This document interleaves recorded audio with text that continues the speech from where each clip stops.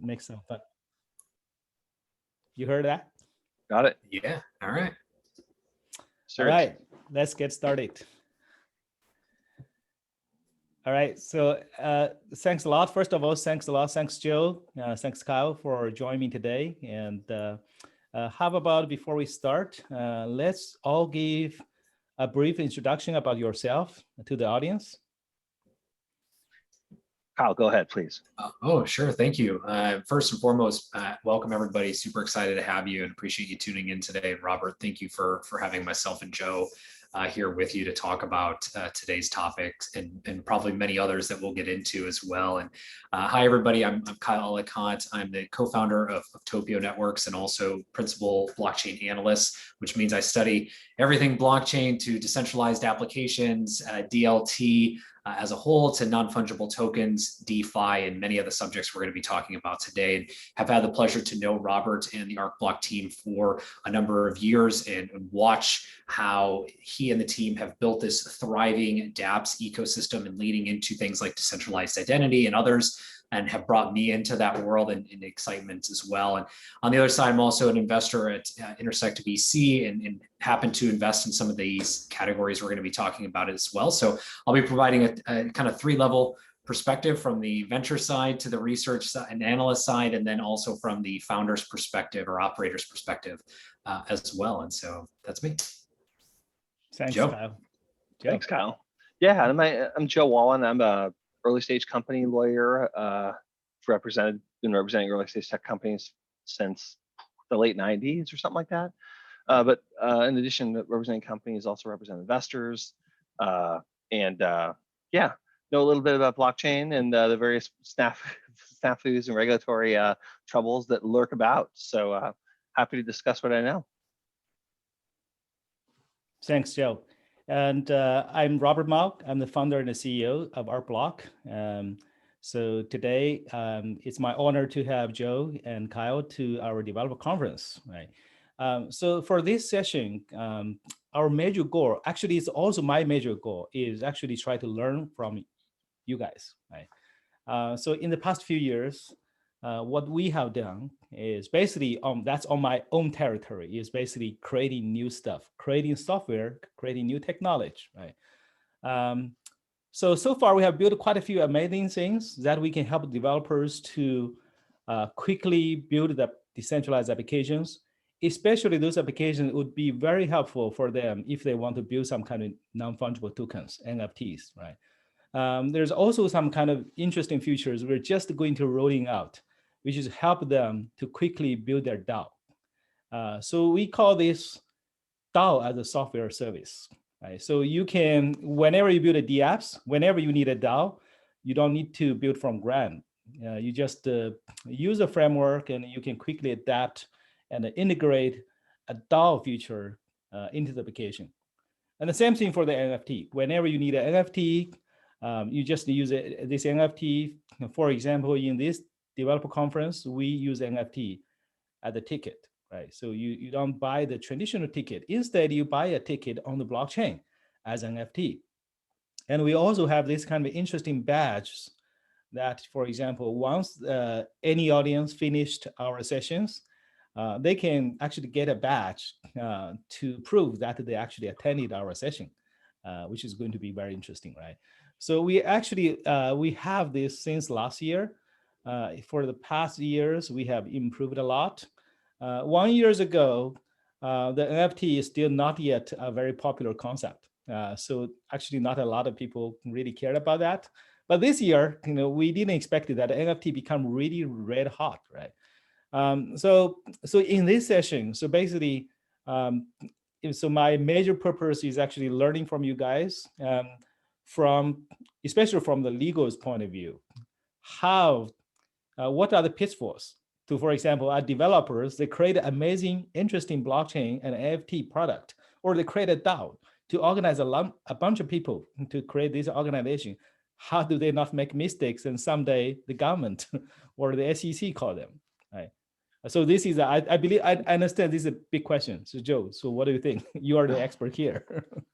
Well, really excited to hear what Kyle has to say, but I'll talk for a couple of minutes and then let's flip it to Kyle. But yeah, I'll just to comment on the DAO concept, the idea that we're going to have a state law entity called a DAO, and that entity is going to carry with it limited liability.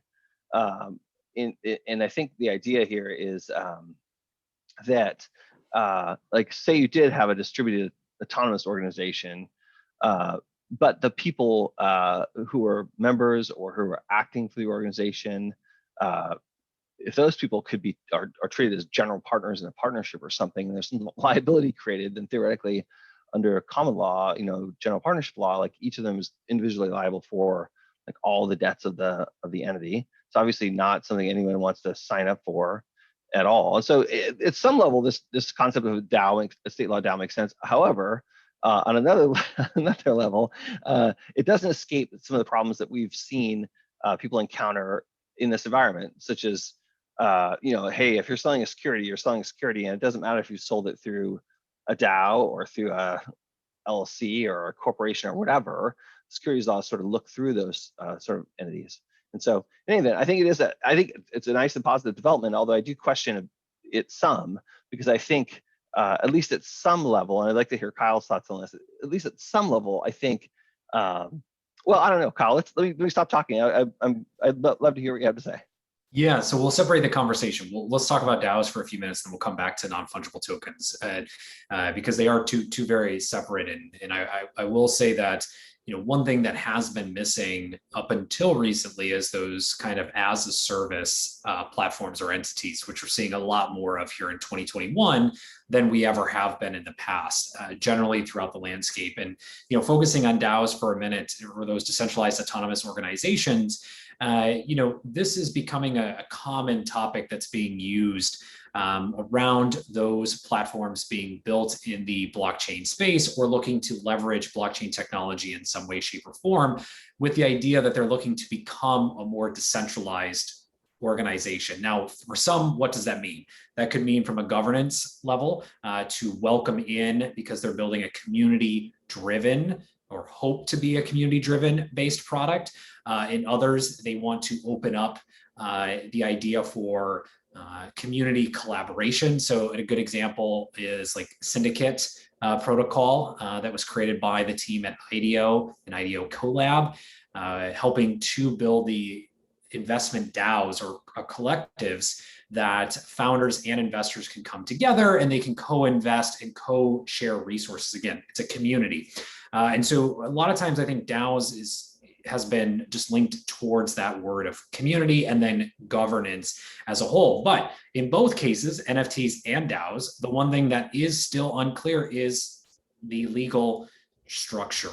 And one of the things I think is very unique is that from a DAO's perspective, it doesn't matter where you are in the world or not in the world as well, right? Anybody can put this organization together.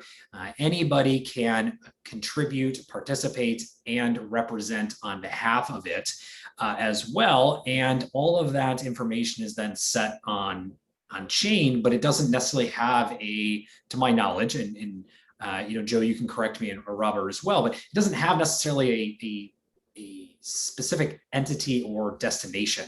Right? Today, you go set up an LLC or in a corporation, a limited, whatever it may be, and you have a city and state and country that company is based in. That's where the legal jurisdiction is, to your point. So if there is a lawsuit, if there is any question, you know where it's being governed. If that is in a fully decentralized fashion, how are those laws potentially upheld, or is that something we just still yet don't understand? And that kind of backs into that transition point between you and I, is something that is still being determined. I mean, we've got Wyoming, who has become that first state to step in and say, we will recognize DAO LLCs as a state-based entity, which I think is the first of many steps on how DAOs will work towards our future. Now, just like NFTs, not to blend too much, but NFTs began in 2014, right? It was the first non-fungible token that was created in the terms of what we know them as now. Come fast forward, here we are in 2021, 7.5, almost 8 years later. And now this is starting to become more regular for us, and some structure is coming around that. So I think with DAOs, in summary, pause here in a minute, there is many steps that we're going to go through to start to understand things from a more legal process, procedure, and perspective. But we're in the beginnings of this, and not to use a phrase that's being put out there a lot, but we're in that first or second innings, really the first innings, if you will, of where DAOs are and where they're going to go as well. So I'll pause there.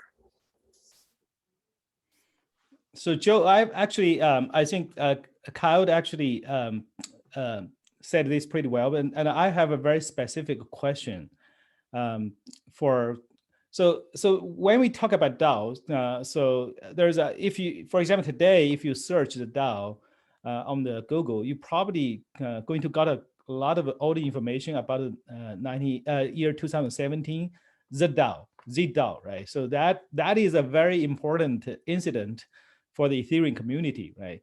And eventually that caused Ethereum fork into the Ethereum Classic and today's Ethereum, right? So that's really a big deal for Ethereum.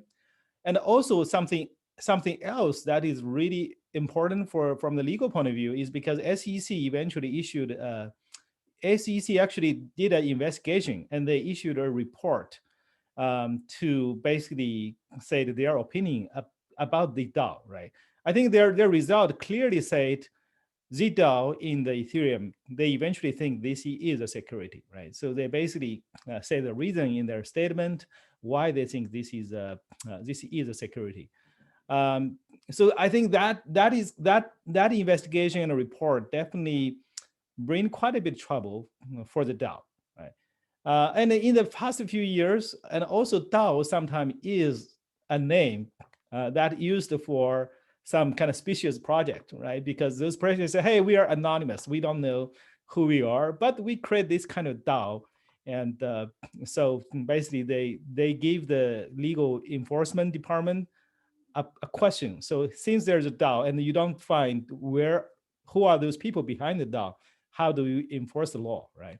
So what do you think? So constantly as a developer, I constantly thinking, okay, so when I create a code, right? So this code is on the internet, on the blockchain, it's everywhere, right? It could be in the United States, could be in China, could be in Europe.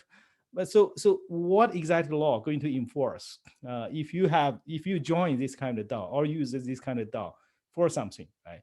So if the government be able to find out who you are in this DAO, or they could not find who you are in this DAO, who participate in this DAO, what's different?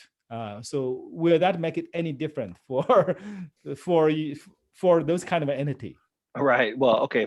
Really, I mean, it's a nice reminder to think back on what happened with that SEC DAO report. But let me give you I'll give you my 2 cents on how the SEC looks at it and how I think other state securities regulators look at it. And I'm not saying that I think this is a fair way to look at it or the right way to look at it, and but maybe under existing law, it'll be the prevailing kind of thing, that the way to look at it. But we ought to change existing law. But we can talk about that later. But I think really what it comes down to, when people collect money from a crowd of people online, and there is a subset group of those people who've bought tokens or contributed to a group project, but there's a subset of people who are responsible for kind of making good on how the money might be spent. So in other words, I call it is there a group to blame test? And like with Bitcoin, for example, there's just simply no one to blame. And we don't have anyone to blame. Conveniently, no one knows who she is. That's helpful. But even if we did know who he was, clearly he hasn't done anything. He launched something into the environment, and now it operates on its own. And the securities laws are designed to make sure that people who make an investment get adequate disclosure about the risk of the investment. But who is going to do the reporting on the value of a Bitcoin? And there's no one to really blame right there. There's no one to assign blame to. And I mean, to the extent that the government wanted to try to say that, oh, you can't mine Bitcoin. I mean, I'm not sure the government can say that you can't do that.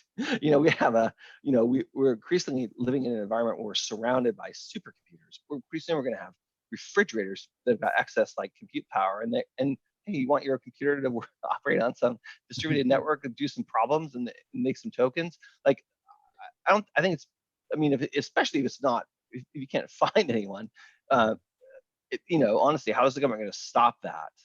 How's the government going to stop that kind of behavior?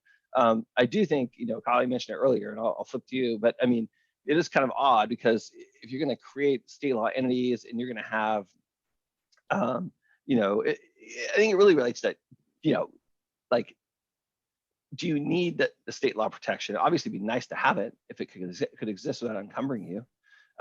And so I think you're right. We'll see an evolution of these statutes and an acknowledgement that you can have these organizations that people can access from all over the world and not be subject to liability for accessing.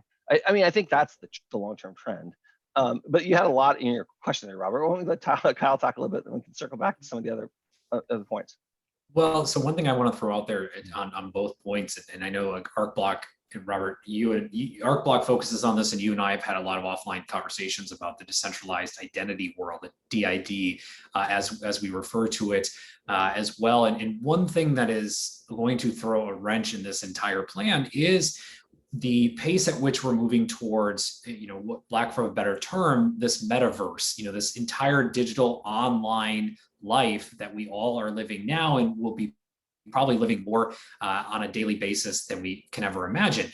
With those, that digital economy and lives that we're moving into, we also are moving into this decentralized identity where we're going to have multiple, not just we have our physical and our digital, but we're going to have multiple digital identities. And some of those, in reference are maybe how and where you represent your information, but you could have pseudonyms that are many. One person could represent as 10 different pseudonyms in many different areas of the internet. And now you have a question of, back to the government perspective and regulation, is how do you regulate an organization? So back to the DAO, for instance, that's created by a pseudonym of a pseudonym living completely on the digital infrastructure that we are building into as well. This is a whole nother part of this securities law and just legal aspect that we have to look at. And that may create a entire new branch of government on a global scale and regulation that's just the online force, for a lack of a better term, where we have, this free internet that we all live and breathe on, but there is some regulation put in. Maybe not. Maybe that is what we actually start to lose as we move into, again, a metaverse type life. But this is something that's happening.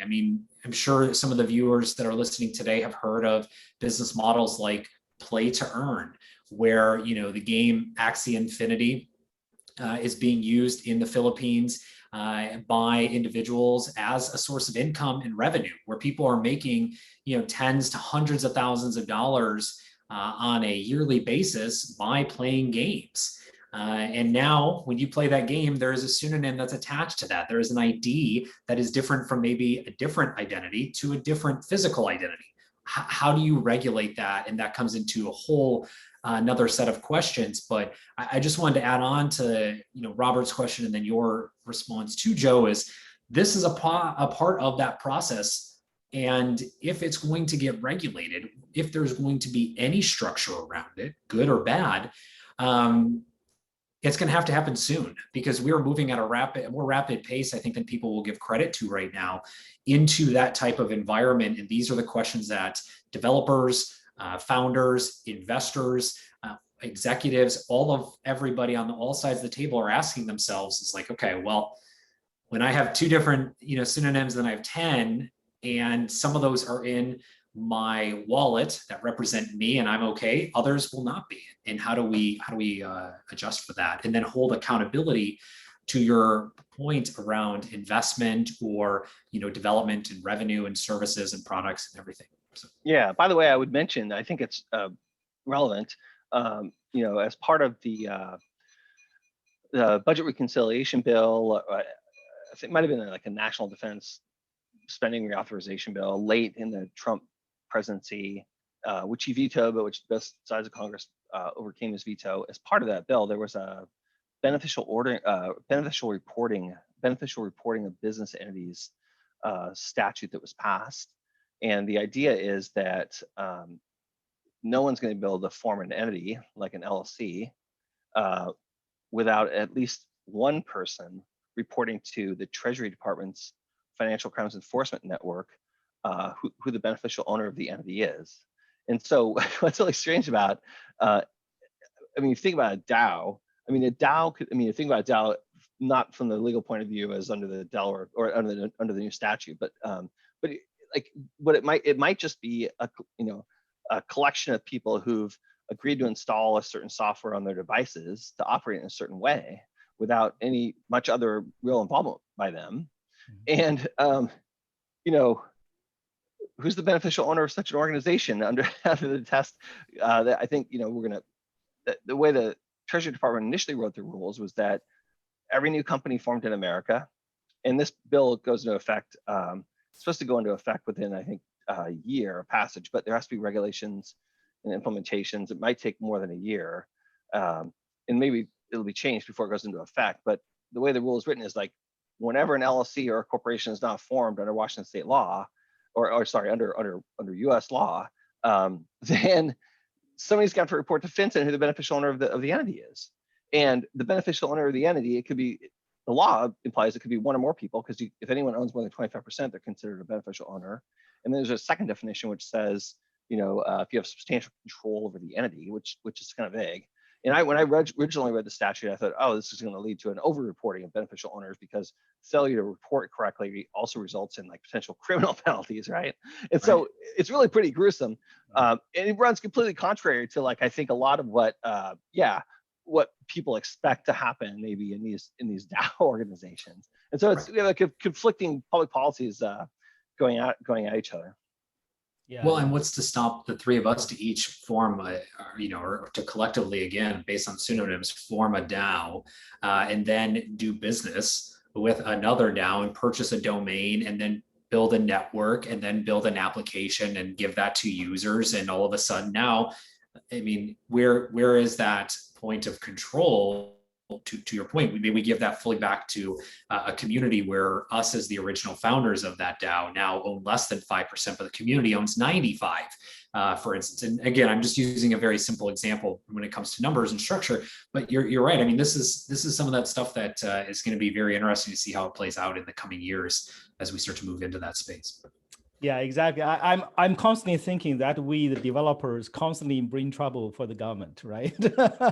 So even though the DAO was, a lot of people think the DAO is related to the token issuing for the crowd sale, crowdfunding, but actually, I think from the original meaning of the decentralized autonomous organization, and also a lot of the new meaning of the decentralized autonomous organization is kind of a distance itself directly from the token itself or the profit or anything itself. It's instead, I think it's just a new kind of organization, right? It's imagine this is a group, this is a team, this is or just a company or group of people, right? So the DAO is just making a new tools.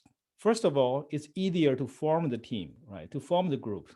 Second, it's easier to have a few agreements beforehand, right? So casually, even we are friends, when we are kind of decided to make this video, we verbally have some kind of agreement, when to meet, what to do, right?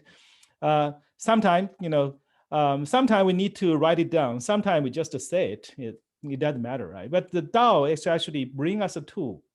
And this tool, in the future, I believe this tool is going to be amazingly easy to use, and also very, if we really want to treat it seriously, for example, how to divide the profit, how to have this kind of a responsibility, share the future, benefit or the responsibility, it's very, very clearly to declare in the blockchain with a smart contract, right?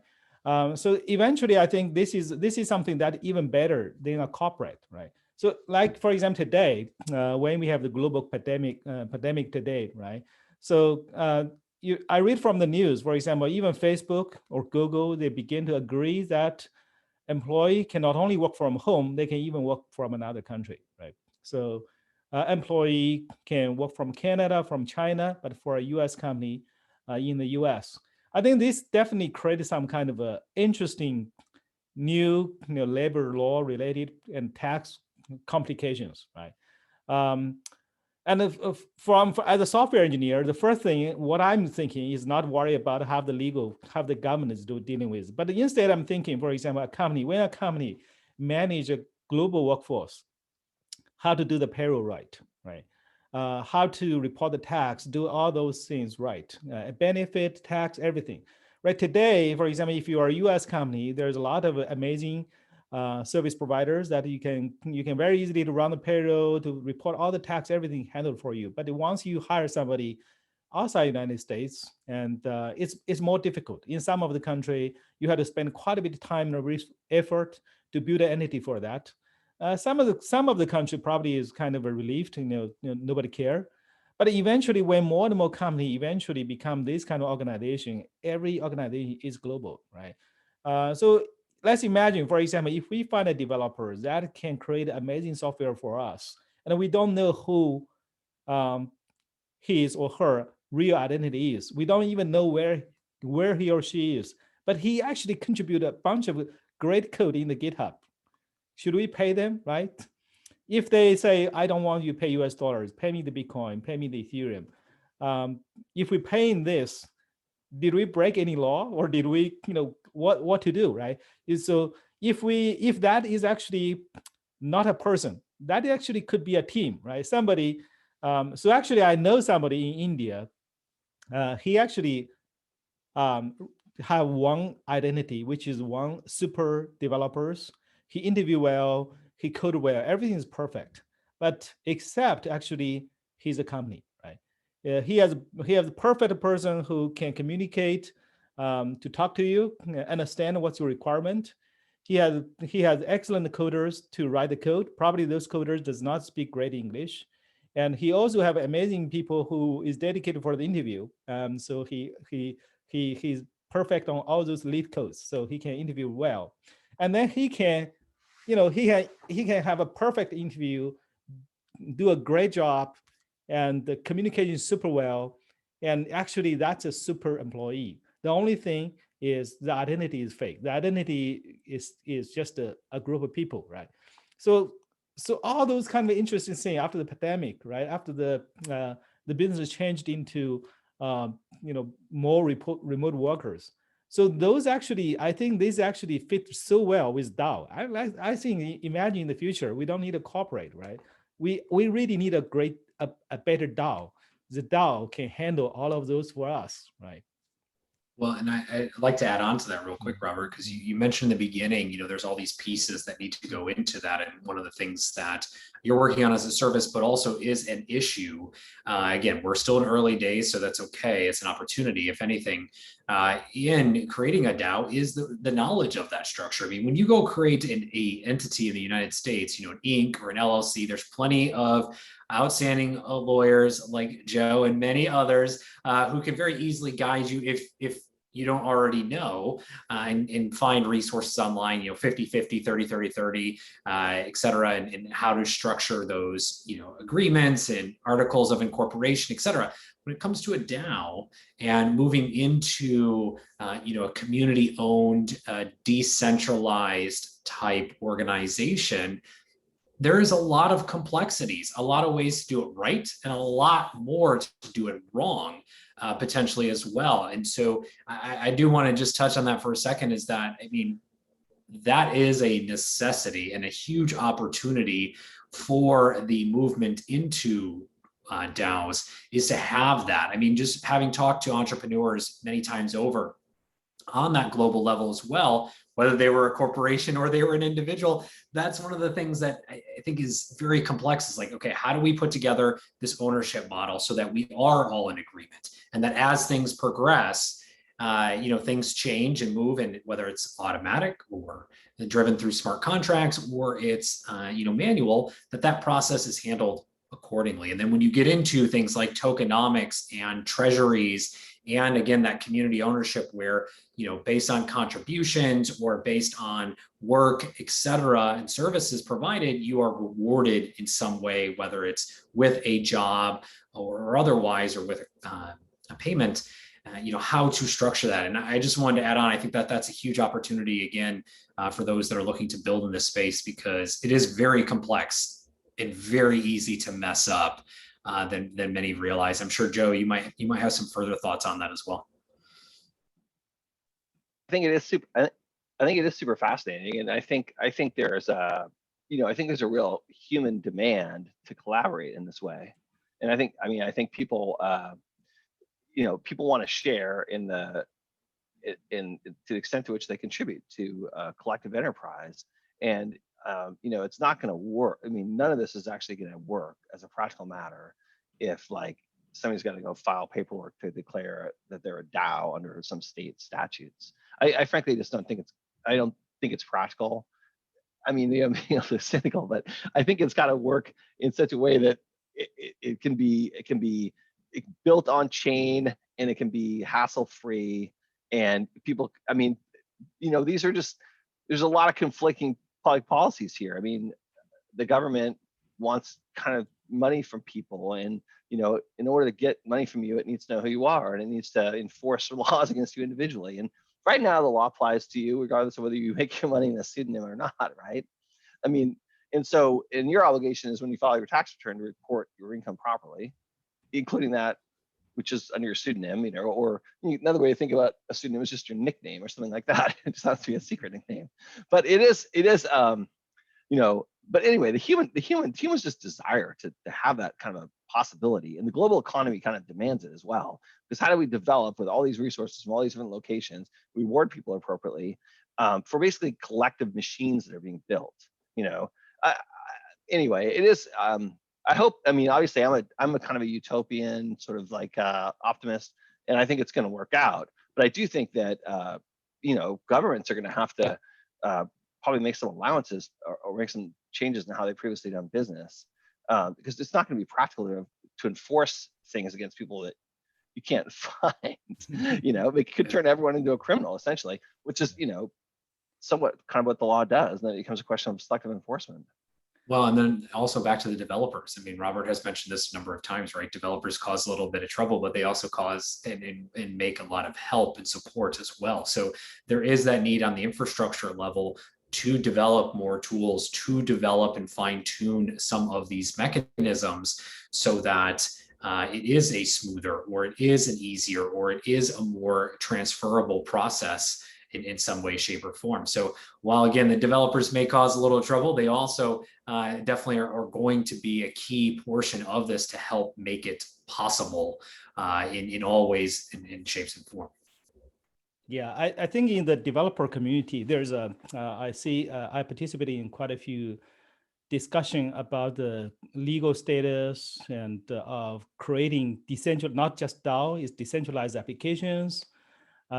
So one of the idea that I kind of agree is those DAOs, those decentralized applications or decentralized protocols. I think I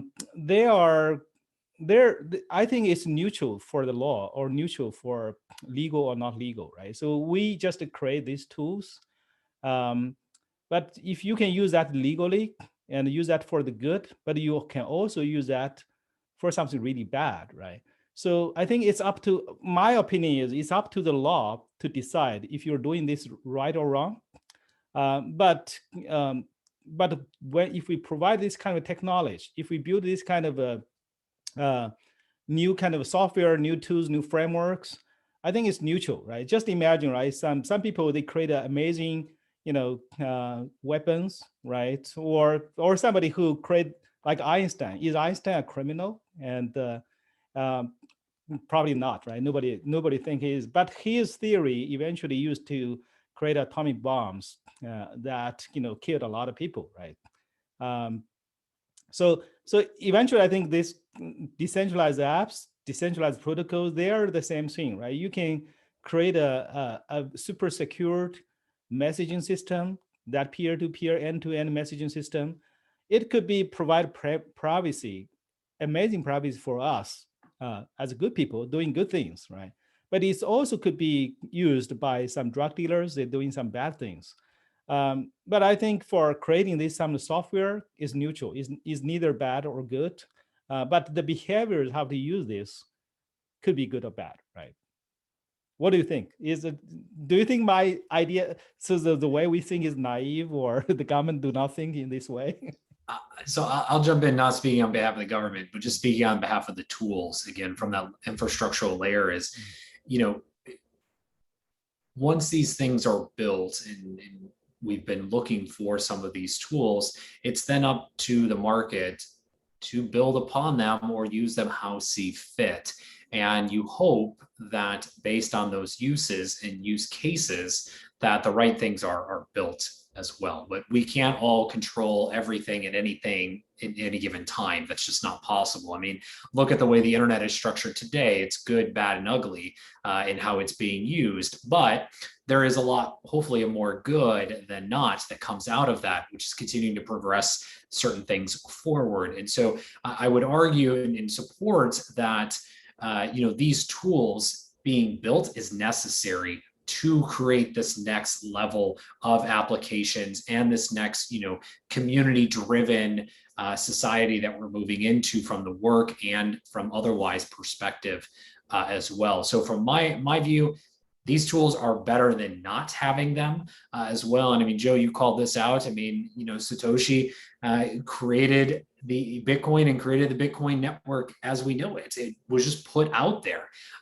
We don't necessarily, wasn't called out to use it and build it and scale it in the way that we're seeing it now, again, 10 plus years later, but here it is. So these tools were put out, the tools were given, and tools were then used to build applications, products, and services that we all use as well. So Robert, I think that it's good. I think it's good we have more tools like this to make things, more structured, easier to use and understand, and integrate into legacy technology, which we haven't had a chance to talk about yet, but those legacy technology stacks, those legacy applications, those legacy businesses that want to move into this next phase from a digital economy perspective, we're going to need those types of things. If we don't, this is going to be a disaster.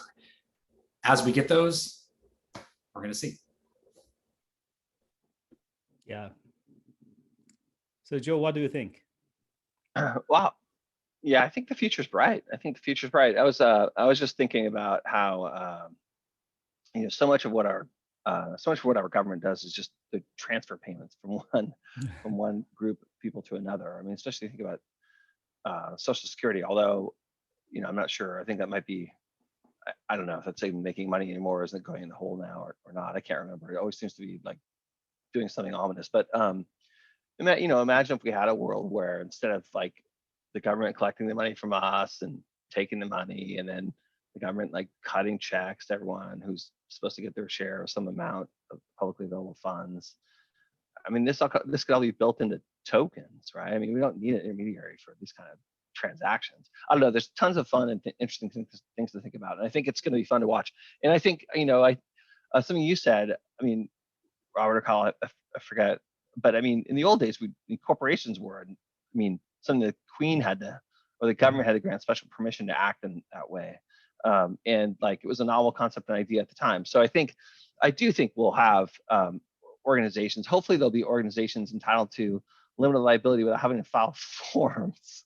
Because I just don't think if you have a truly autonomous organization distributed, I mean, I don't know. I guess maybe Satoshi would have had to file a form or something. I don't know. What's the likelihood of that actually occurring? It seems to be more conducive to freedom that it be structured a different way. Another thing that's strange about business entities is usually you say, oh well, they need to have in order to achieve limited liability, they need to have a separate financial life. They need to have their own bank account. It's distributed autonomous organizations which are just operating by virtue of everyone contributing some CPU power. I mean, there's no bank account, for that kind of organization. So these old sort of concepts don't really carry over very well in what I think needs to be built, because people want to participate. Just like you said, the collaborative economy, people want to participate in that, and people want to like get their share of what they've contributed to it. Imagine if somehow Wikipedia had been built on a DAO, and everyone like basically got like a share of, well, I guess if he loses money, but like, what if you had an autonomous writing organization that made money, and writers were just paid automatically by virtue of the relative content of theirs that went into these things? I don't know. Fascinating. I think we're moving in that direction, and it'll be fun to watch. But I don't know the answers, and hopefully the law won't trip us up. Yeah. So, Joe, you just added a very interesting concept like to give the example of the Wikipedia. So let's shift a little bit from the DAO to the NFT, right? So actually, I think DAO and NFT, they are two different concepts, but there's a lot of things they could be connected. Imagine, for example, if there's this kind of a new generation DAO for generating, updating Wikipedia, right? They can imagine each piece of the Wikipedia item or each pack of the Wikipedia item as an NFT, right? So if you want to use some of those kind of a data, those kind of information, you can pay to get those NFT, right? And those NFT, it's going to have smart contract building, have the loyalty fees. So those loyalty fees automatically based on the DAOs, the rule, predefined rules, or the rule defined by the community they eventually elected later, to automatically distribute all those kind of income or revenues to those people, right? Then something interesting. Does that mean this Wikipedia article become a security, right? Because actually I own a piece of this Wikipedia content. I could make profit with it, right? And I don't need to do anything. It's going to have the income. What if I want to sell my right? What if I have, hey, hi, Joe, I have this Wikipedia article I contributed to have like 50% of the share is going to potentially generate, let's say $10,000 in the future 5 years. How about I sell it to you for $5,000, right? So in the past, this is not doable, right? So it sounds makes sense, but it's very hard to enforce. But now with the NFT, with the DAO, it's totally doable, right? So if I contribute it, if I join a real DAO, if I contribute it, I would definitely get those kind of reward in the future. And if I want to sell it, potentially I can actually just sell it just like a digital goods, right? So this makes this is very hard to determine is this a stock, is this a share, or this is just an asset, right? Yeah, well, let's suppose it's the Beatles songs library, Right. something like that. I mean, that's clearly, that to me, that would clearly just be a collection of assets, a collection of assets. It's not a security for sure. People trade it from time to time. I'm not sure if Michael Jackson still owns it or who owns it now. He bought it though for like $1 billion at one point, I think. Which people thought was a lot of money then, but I think was a good buy or something. But anyway, I mean, it depends on the transaction, what's being created. But certainly, if you had contributed to some DAO organization, some content, and by virtue of the content you created, you'd earn some rights to receive some revenue share from the product, and it was autonomously operating, and no further work was required by you for the thing to operate. I don't think the sale of that item would be a sale of a security by you to the buyer. But of course, it gets context specific, But if you had like just say a collection of writers around the world who are constantly contributing to a site, and then like there was a weighted average sort of like, or there was some sort of formula which determined how people got paid from that content based on, what revenue it generated and what new, anyway, who knows? If it was all autonomously operated and no one was in control of it, it operated autonomously. I don't know how anyone could be blamed in that situation. Who are you going to blame? So those are my thoughts on that. Yeah, I think it's a pathway. I think this is eventually it's become something really interesting, right? So since I'm in Seattle, right? So Joe, you're also in Seattle. Remember, there's a gum wall in the Seattle, right?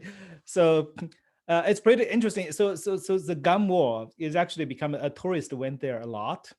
So Kyle, that gum, right? So because everybody put the gum there. It's in the beginning it's disgusting, but then eventually it's kind of like an interesting and artworks, and a lot of tourists come there. And that definitely increased the revenue of all those stores around. It's become contributed value, right? But imagine if that is an NFT, right? So once I stick a gum there, I'm going to get a tiny percent of the share, right? In the future, when somebody visits there, potentially I could get the revenue in the rest of my life, right? So all of those with the NFT, with a DAO, and I think this all become possible, right? So today the NFT is mostly used for digital collectibles. I think this is just like a tip of the iceberg, the tip of the iceberg. So there's a lot of things we can collaboratively creating something. And once we participate in this NFT, it's actually automatically create a DAO for people who participate in that, right? It could also extend this DAO for anybody who become the community, who kind of participate or become a buyer, become a anybody, right? You can join this virtually and automatically, right? Without and in the today, if you want to do that, you need it takes a lot of time and effort. But in the future, that is just one click away, right? Why not, right? So I think this from my point of view, I think this is a huge value for the whole community, for the whole society, right? Imagine in the past, internet, right? So the internet bring a lot of value to the world, especially the world that is less advanced in United States and Europe, right? Imagine, right? So I'm from China, right? Imagine in China, anybody in a village, once they have internet connection, they can connect to the online education site from Stanford, from Yale, like any of us can do, right? But in the past, it's completely not possible, right? So internet bring a lot of value, for the people in all the corners of the world, right? But I know, for example, as a developer, so our recent interesting things is for the open source in the internet, right? So a lot of companies and a lot of people who contributed a lot in the internet for the open source software. Eventually, they found, okay, I create a lot of things, I create amazing things. Of course, I get recognized in the industry, but they do not get paid, right? So the company like Amazon and Microsoft, they just take those open source software, and the license, the way they use the license probably is right? Because you said this is open source software. You didn't stop me from doing that. But instead, those cloud computing company, they collect all the checks, and the developers and the community of this software did not get paid, right? So this already create a bunch of issues in the developer industry. But imagine if this can all be done with an NFT, right? So this can really solve the problem that if you ever contributed something, you can put something there, and then you will not only you get your recognition, but also you actually get the real benefit. Yeah, I'll say, can, but really will or when this will happen. We're already starting to see bits and pieces of it. I mean, calling out Microsoft, from the gaming side, we're seeing how Microsoft is going to really interject non-fungible tokens and the idea of distributed payments through Xbox and Xbox Live, just entire gaming networks as well. I think Sony is due to follow. Today, as we're talking, we just had Fox launch not just their non-fungible token NFT division, but a $100 million fund attached to that, along with about 5 or 6 other funds looking to do the same thing. This is now becoming an area of focus, to your point, Robert, because it is this community-driven content model where it's not just about recognition, but it's also about that ongoing distribution of whether it be ownership or monetization as well. And we're seeing, as you said, the beginnings of this around art and collectibles, moments as well, but we're moving into a whole world around tokenization, which is more as to what NFTs represent, right? Those unique one-to-one, or unique indivisible token representations. I mean, I'm personally tracking about 12 to maybe 15 different categories where non-fungible tokens are looking to play, whether that's intellectual property proper and helping to create a marketplace for patents, for instance, that would otherwise just go unmonetized or just left alone, or maybe get taken over by patent trolls, for instance, as they're referred to in the industry. You now have the ability to take a piece of knowledge or a creation, put a patent on that or make that into a patent, and then take that out to a marketplace and see if there is value to it as well. Let others use it and then get recognition and monetization. We just saw a huge, great use case around real estate and the transfer of real estate as well through an apartment transfer. We've got a few more that are upcoming. You and I have spoken about identity and bringing things like driver's license and passports, and now, vaccination passports and identities into that same world. There's some use cases starting to tease up around mobility, social engagement, back to content around blogs and written content, all the way through music, now movies and film, back to Fox.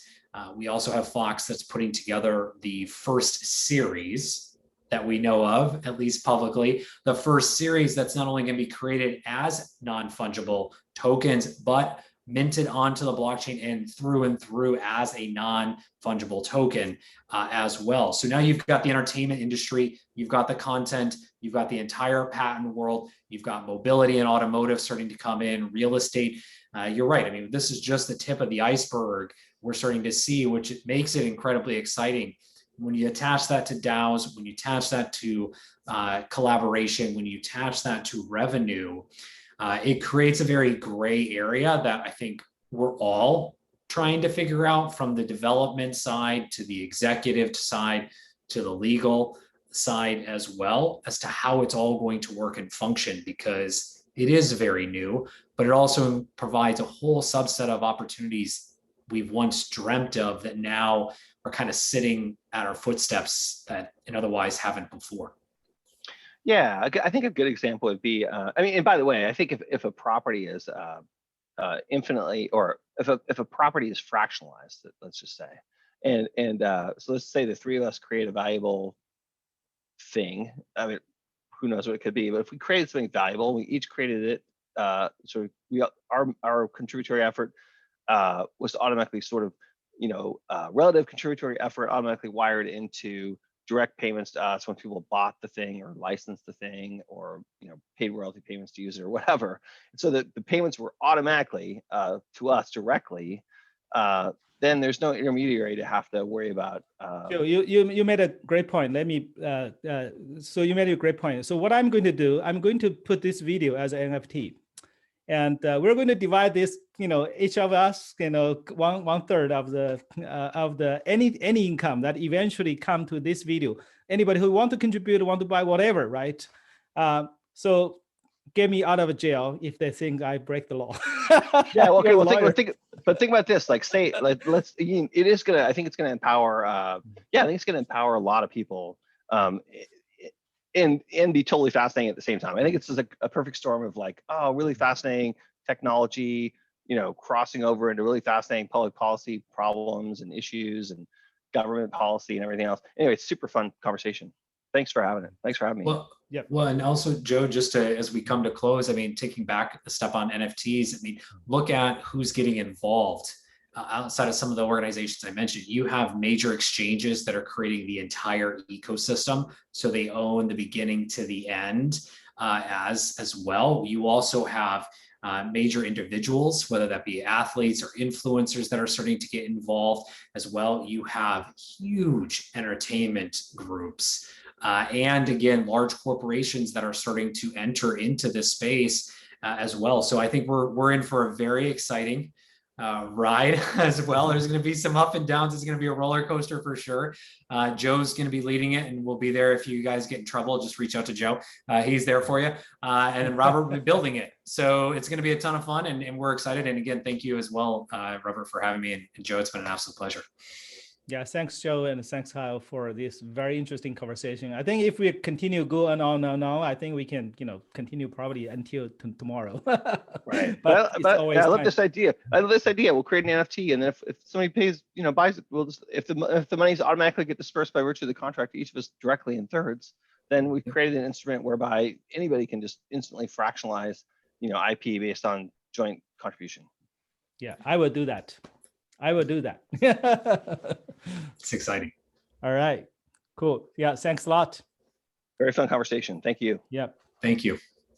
cool. So I will stop recording.